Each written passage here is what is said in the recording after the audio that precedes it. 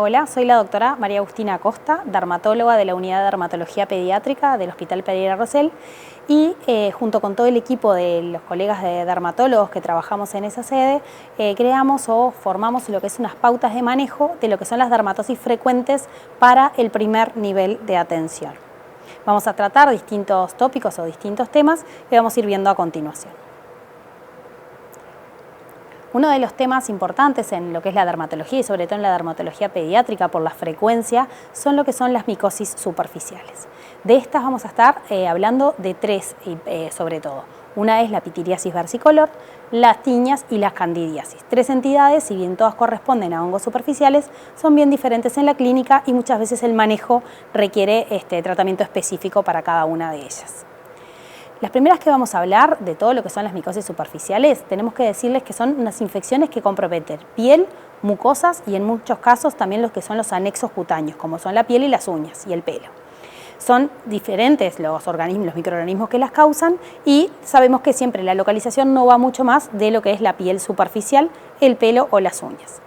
Como les venía diciendo antes, lo que vamos a tratar van a ser el género Malassezia, que clásicamente causa la pitiriasis versicolor, las dermatofitos o tiñas, que además de la piel afectan pelo y uñas como otras estructuras queratinizadas, y la candidiasis como infección de lo que es la piel y las mucosas.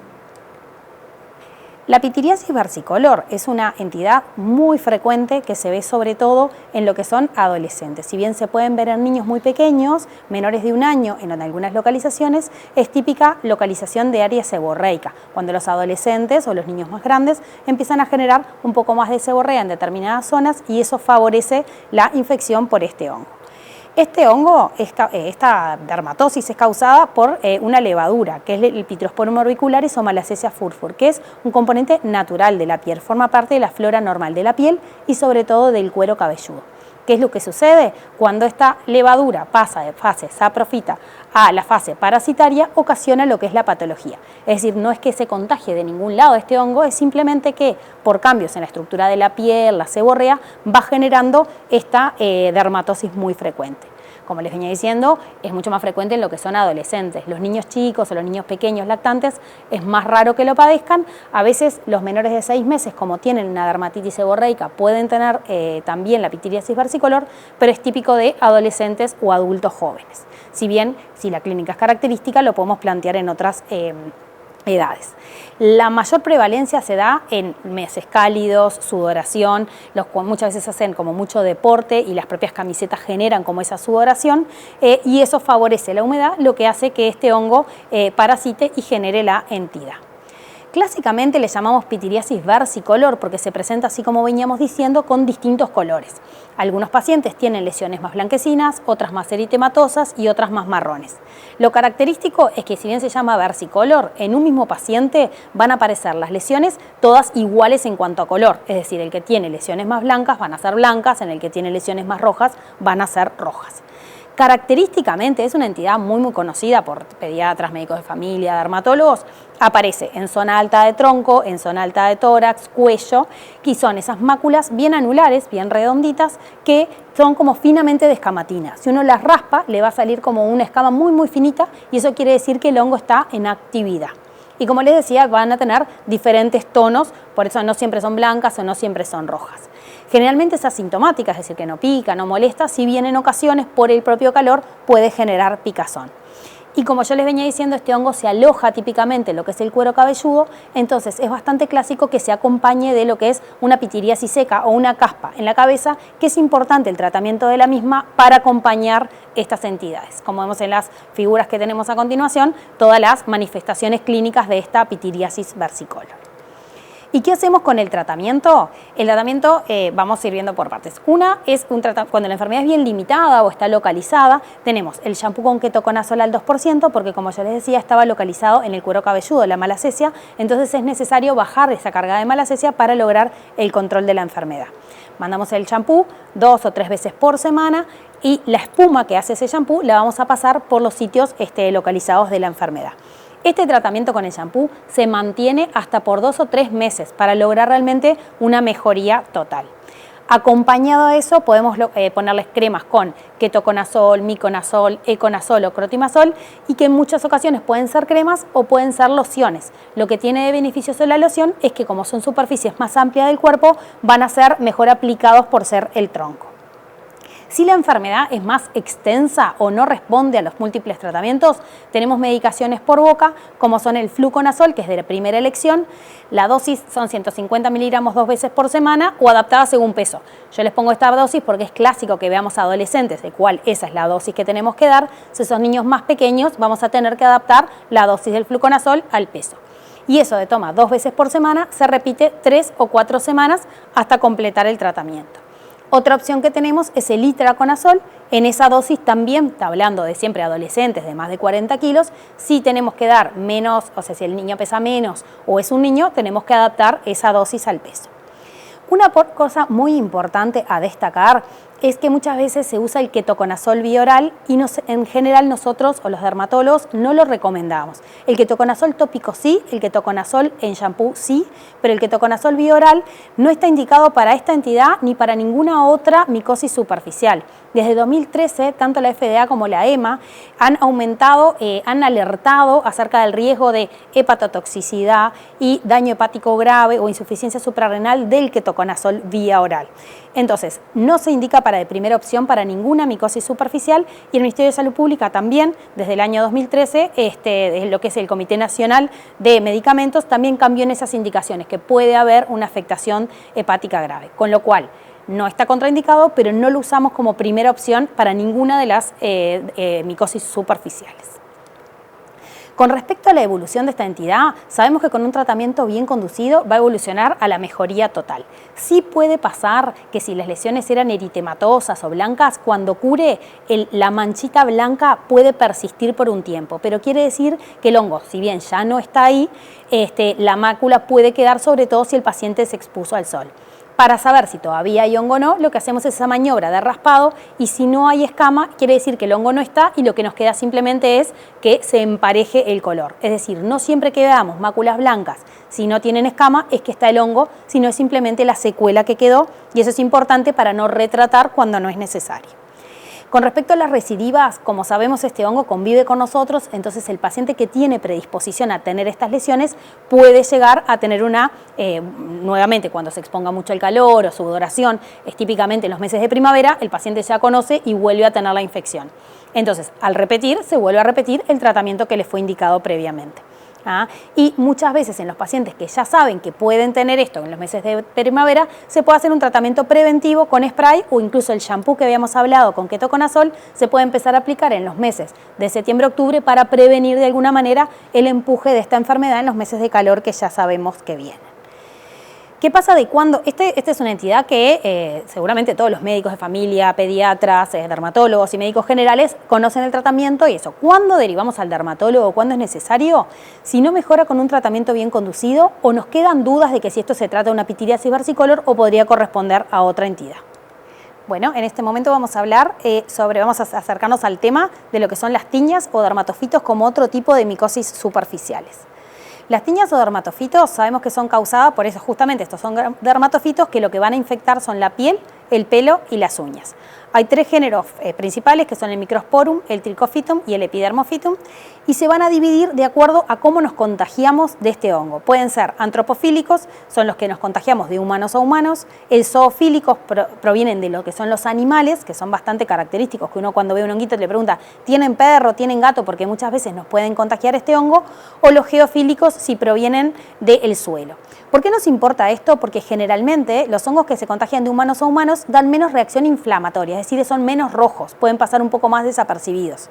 Mientras que los que nos contagiamos de animales o del suelo, por ser justamente diferentes especies, generan una reacción inflamatoria mucho mayor. Por eso es que también es importante conocer y de dónde podemos llegar a ocasionar la infección por este hongo.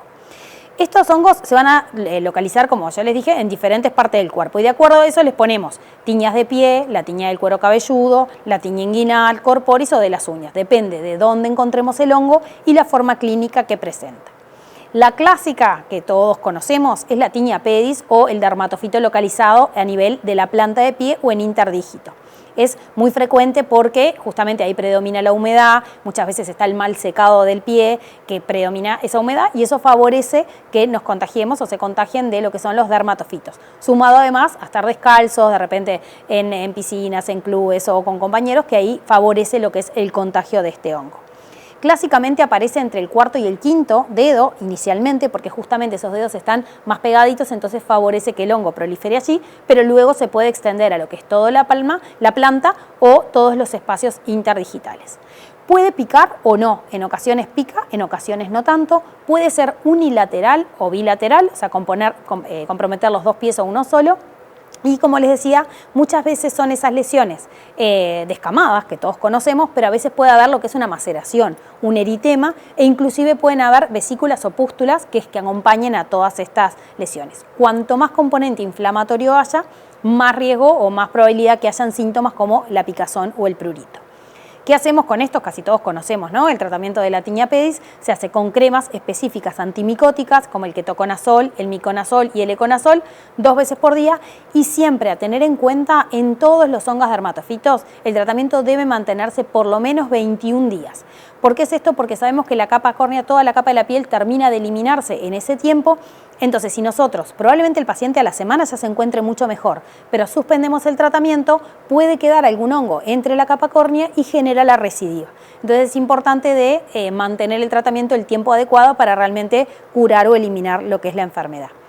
El agregado de talcos a los zapatos ayuda porque evita la humedad y muchas veces talcos antimicóticos en los zapatos nos puede ayudar porque eliminamos el reservorio. Si no, nuevamente ponemos el pie en un lugar donde convive el dermatofito y probablemente nos volvamos a contagiar. Con respecto a la Tinea capitis, es la invasión de este dermatofito en el cuero cabelludo. Este es un poco más complejo el tratamiento, no tanto como la Tinea pedis que todos conocemos, porque ¿qué es lo que pasa? El hongo probablemente se meta en lo que es en el cuero cabelludo o comprometa lo que es el folículo piloso, entonces el tratamiento casi siempre va a requerir tratamiento sistémico. Es poco probable que con una crema o con una loción podamos realmente curar o eliminar el hongo que compromete el folículo piloso. ¿Cómo lo reconocemos? Esto es muy conocido por los pediatras porque clásicamente aparece en los niños, si bien algún adulto lo puede tener. Son placas alopécicas, es decir, falta de pelo en algún sector, generalmente pasa en la cabeza, aunque en adultos puede también comprometer lo que es la barba. Y esa placa alopécica tiene una escama muy gris, muy blanquecina.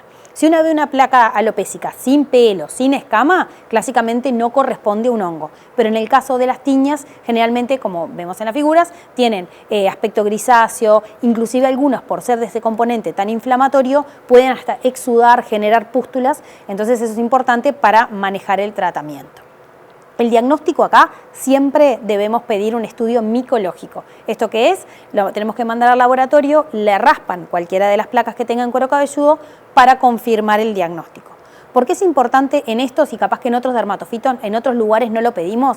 Porque el tratamiento de la tiña de cuero cabelludo es largo, nos puede llevar hasta 2 meses de tratamiento, entonces nosotros previo a empezar el tratamiento es conveniente tener certificado qué tipo de hongo se trata para hacer el tratamiento adecuado por el tiempo adecuado. Entonces, siempre que sea posible, por supuesto, se debe pedir el estudio micológico previo o junto con el inicio del tratamiento que le vayamos a indicar. El micológico se pide simplemente micológico de placa de cuero cabelludo y se envía al laboratorio para que el laboratorio pueda realizar la extracción de la muestra, que es simplemente un raspado para confirmar de qué hongo estamos tratando.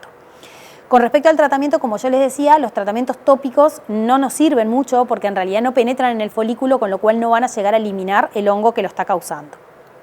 Sí asociamos el shampoo con ketoconazol porque muchas veces ayuda a la parte más superficial, pero el tratamiento va a ser por vía oral con terbinafina o itraconazol.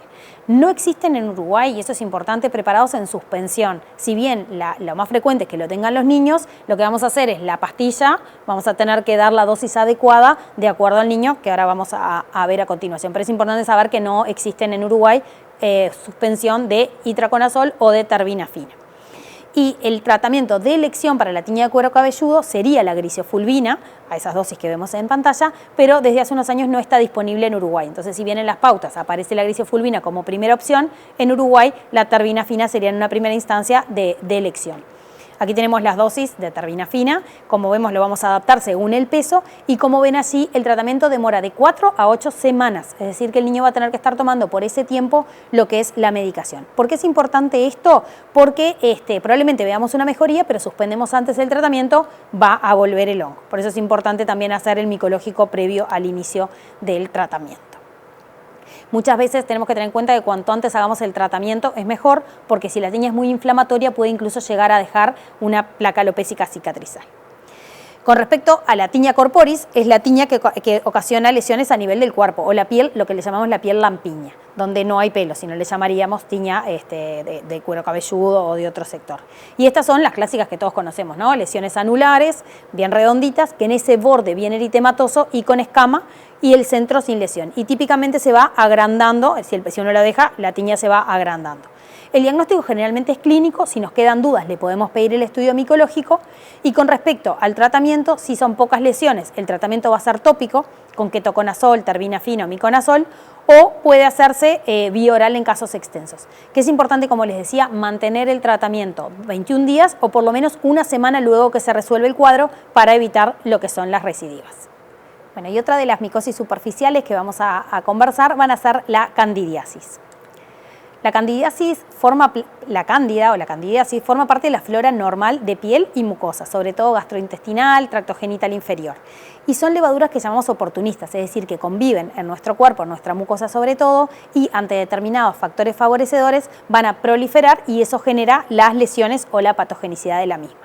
¿Qué favorece? A ver, acá en los niños vamos a verlo en dos momentos, sobre todo en los lactantes puede ser a nivel de lo que es el muguet oral o una candidiasis del área del pañal. ¿Qué está favoreciendo que la cándida prolifere? Lo que es la humedad, muchas veces la obesidad, porque también se ve en la parte de los pliegues, lo que es la sudoración, pacientes con diabetes o con inmunocompromiso, y el uso de antibióticos, porque eso cambia la flora, sobre todo gastrointestinal y la flora genital, y genera como la proliferación de esta cándida, dando lo que son las lesiones. Habitualmente es muy conocido, los pediatras lo conocen ampliamente, igual que los médicos de familia, esas placas blanquecinas que aparecen a nivel de la cavidad oral, se les llama justamente muguet oral y generalmente responden, lo vemos mucho en los lactantes chiquitos con ese inmunocompromiso, que responden al tratamiento bien conducido.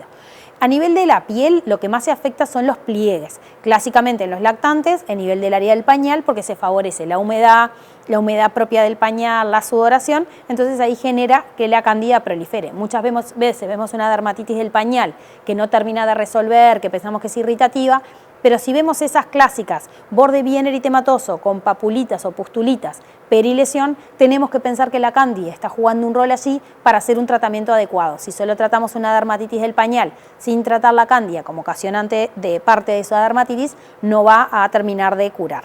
Entonces, como hemos dicho, puede afectar clásicamente en el lactante el área del pañal, pero en otras patologías puede afectar lo que son las ingles, a nivel submamario, a nivel de axilar, todo donde haya humedad favorecida puede aparecer la cándida. Y recordar ese borde muy rojo, característicamente de la cándida de un color rojo brillante, y en el borde esas pápulas o pústulas.